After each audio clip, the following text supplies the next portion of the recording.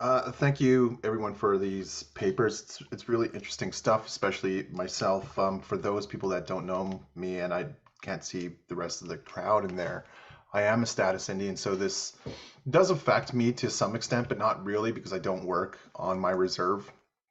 Um, and just interesting in how labor organizes amongst First Nations, or essentially here those individuals who are under the Indian Act, like myself, who would be registered under Section 6 of the Indian Act, because it excludes Inuit and Métis.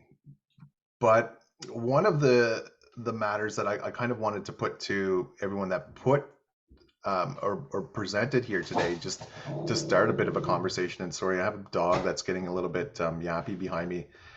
Is the distinction between the provincial and federal regimes. So it might be.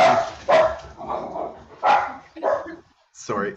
Um, it talked about several of the cases in the jurisprudence that emerges probably in the last 10 years of this narrowing of the core of Indianness.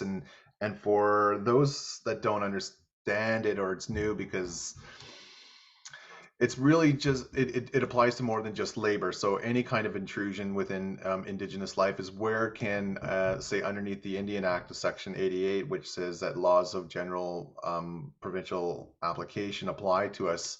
That's because we are on the reserve. That's a federal jurisdiction. It's not provincial territory. That the federal government seems to be squeezing it much smaller and getting out of the business of anything indigenous as it may be, is to eliminate vestiges of well, and I'm sorry for using the term indigenous because it's not all indigenous peoples. It's a status First Nations or status Indians, as it were. So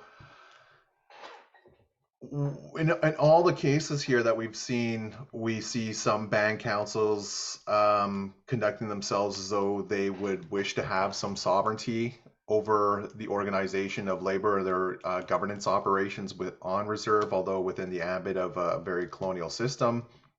But also some cases where we have non-governmental organizations that operate or at least provide services, perhaps on reserve, as Leah's social welfare discussion made clear.